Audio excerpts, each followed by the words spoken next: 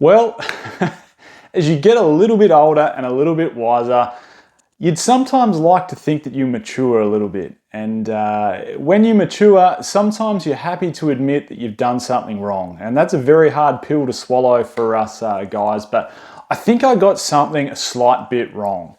And that is Elute Trainer Boxes. It is not often that I do videos on Elute Trainer Boxes, so strap yourself in, I guess. My most popular video, which is going back in time a fair bit now, geez, it must be 18 months or 2 years ago. It's got over 100,000 views. It's this one right here. I talked through 5 things that I'm not doing when it comes to Pokemon card investing. And the first one I talked about was investing in regular Elute Trainer Boxes. Now look, that still rings true to a certain degree, but what I was wrong about is essentially how they've performed. In that video, I made a few statements, one of which was, a few of which were very true, which was, I can remember literally holding up a 151 Elite Trainer Box and going, this is going to be a phenomenal investment. I remember holding up a Crown Zenith Elite Trainer Box saying, this is going to be a phenomenal investment. And the statement I made was, including, I even said the upcoming Paldean Fates Elite Trainer Box. This is before Paldean Fates had even released, so geez, this must be a 2-year-old video. But I also made the statement that would be a great investment. So what I was saying was, sets that don't have booster boxes, so holiday sets, 151, Crown Zenith, Paldean Fates, Prismatic Evolutions, Elite Trainer Boxes for those, of course I'm still going to invest in. I think they're fantastic investments for those particular sets. But I said I'm going to stop buying regular Elite Trainer Boxes from main sets, so sets that have booster boxes as investments. And look, that's ring true to a certain degree. In fact, I used to buy one Elite Trainer Box of every single set, and during Scarlet and Violet, it's just like, sets seem to come out so rapidly, and quite a lot of sets had 2 Elite Trainer Boxes, and I was like, far out, like this is hard to keep up with collecting all these Elite Trainer Boxes. So now predominantly I'm just buying booster boxes, of course, from every set, and Elite Trainer Boxes from holiday sets, and Elite Trainer Boxes from main sets if I like the artwork on them. That being said though, I guess where I was wrong is how well some of these Elite Trainer Boxes have actually performed. And one thing I remember pointing to in the video was Fusion Strike, saying if you'd bought Fusion Strike 3 years ago, this is back in the video, or 2.5 years ago when it was released, like, you've made no gains. And look, that was true at the time, but now look at it. Like, it's actually surprised me how well some of these regular Elite Trainer Boxes have actually performed. So let's take a look at a few. I'm going to look at some of what we'd call the bad sets from Scarlet and Violet and Sword and Shield. So I guess we'd call Sword and Shield base a bad set. And here's the first thing I wanted to talk about before we get into looking at what's bad and what's good, and then, you know, what we can take away from this and what we can do moving forward to make good investment choices is what actually makes a good Elite Trainer Box, or moreover, what actually makes an investable Elite Trainer Box. And I think it's a few things. 1, if it comes from a good set. 2, if it's got a good promo inside it, now that obviously Scarlet and Violet sets come with promo cards.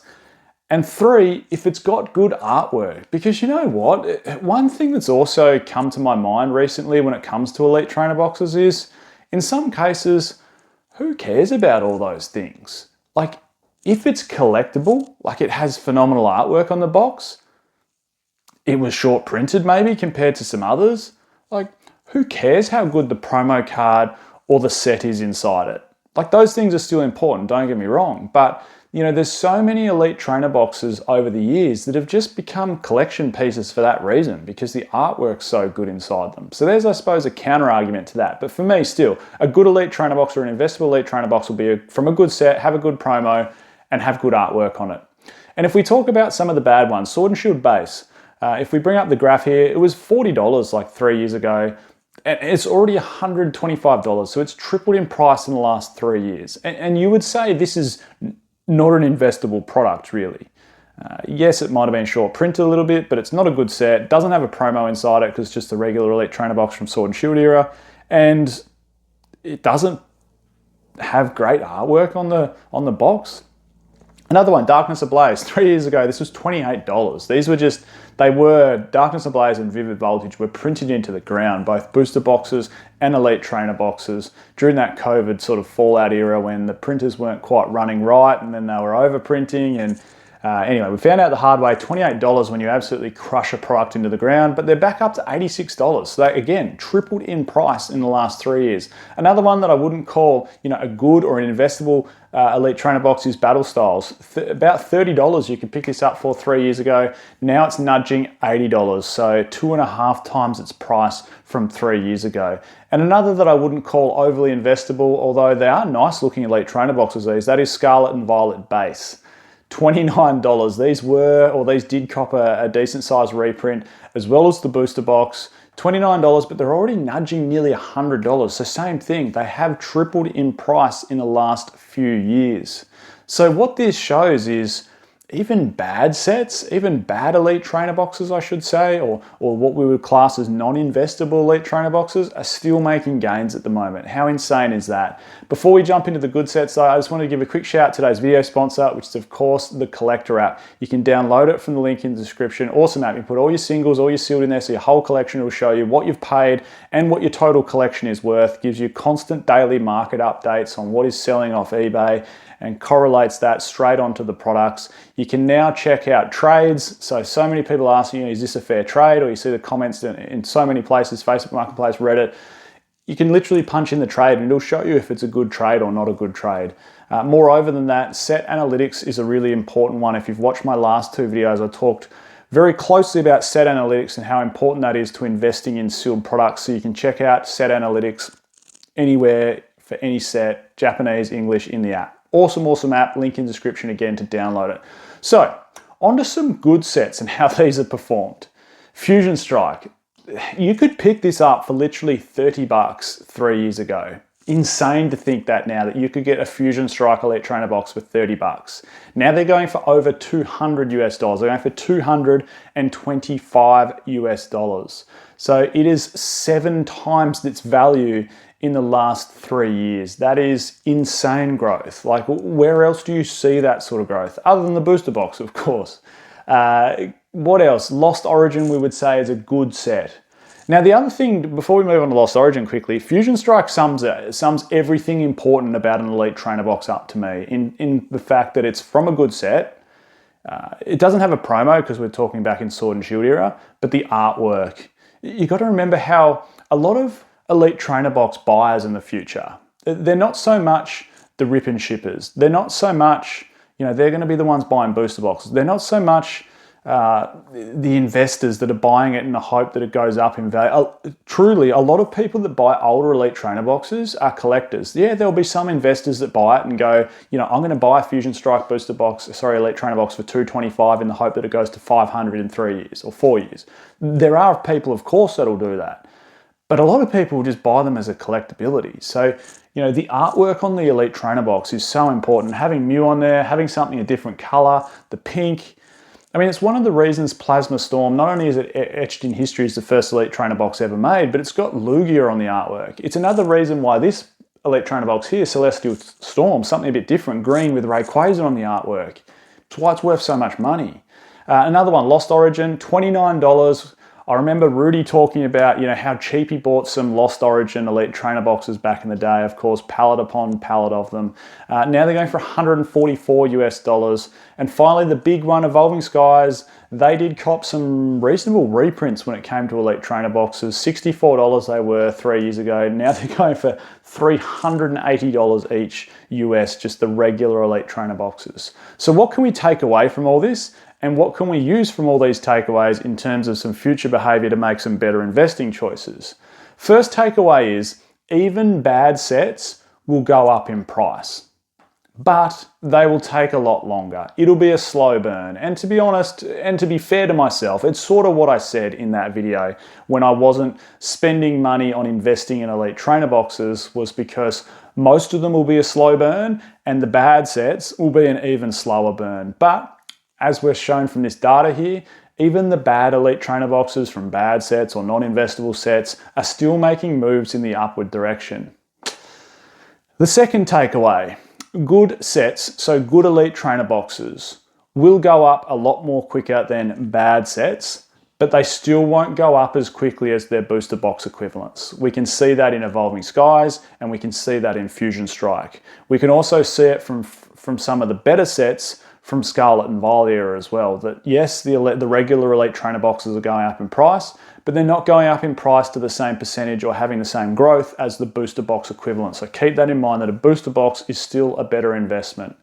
Now, there is a curveball to all this, and that is Pokemon Center Elite Trainer boxes. So Pokemon Center Elite Trainer boxes with a good promo plus part of a good set are going up in price in some cases quicker than the booster box. We've seen that in sets like Obsidian Flames because of how good that promo is.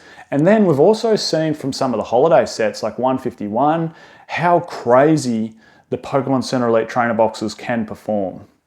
Now, one other, or probably two other takeaways really quickly. We won't see, I don't think, these multi-thousand or $10,000 Elite Trainer boxes, particularly regular Elite Trainer boxes in the future. You know, I touched on Plasma Storm. We can also fast forward to XY era, and we can look at things like Phantom Forces, which has the Gengar on the box, or Ancient Origins, which has the Primal, Groudon or Kyogre on the artwork. And those Elite Trainer boxes are going for several thousands of dollars. And look, this point of mine could be proven wrong, because I remember when I was looking back and, in 2020 and even 2021, and Elite Trainer boxes of Cosmic Eclipse and Unified Minds and Unbroken Bonds were like, 300 to 400 Australian dollars, which was like 200 to 250 US. And I'm thinking, you know what, they've done a lot of growth. I don't know if there's much more in them. And look at them now. It's insane, isn't it? Same with Fusion Strike. And maybe that's an investment play right now. I know I'm almost getting off topic of this whole video, but I looked on eBay before and I looked at Fusion Strike Elite Trainer boxes. The volume for sale on eBay is super low. Like, what's to say that Fusion Strike Elite Trainer boxes aren't going to be a phenomenal play? Like, if you can pick them up at 350 Australian or 400 Australian, whatever they're going for, or 220 to 250 US dollars, and there's only, 20 of them for sale on eBay, and you buy them all, are you now resetting the position of the market there? Are you now saying, well, where's the market floor now? Someone's got to decide on that now. Collectors or investors have to decide on that new market floor now. Anyway, that's a little bit off topic. And finally, the last takeaway is holiday sets will still be a good investment. And we've seen that from Prismatic. Even though it's been printed into the absolute ground, it's just withstanding everything that's getting thrown at it, isn't it? It just holds and holds and holds. And it might go to 150 US, and then it gets knocked back down to 120 US, and then it goes back up, and then it gets reprinted, knocked back down, but it just holds its price.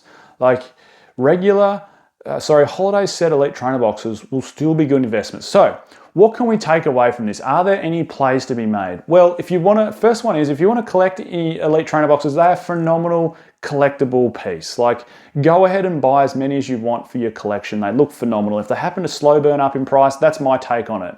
I will always get holiday set Elite Trainer boxes, and I think there's some no-brainer plays there at the moment for holiday set Elite Trainer boxes. Namely, of course, the big one, Prismatic Evolutions that I was just talking about. That is, in my opinion, still a no-brainer of a play. I think it's shown how it can absorb so many hits from reprints, and I think that's a real strength. If a set shows how resilient it is to reprints and still holds its price without getting smashed into the absolute ground, what it shows is when those reprints stop, they're going to skyrocket up into price like crazy.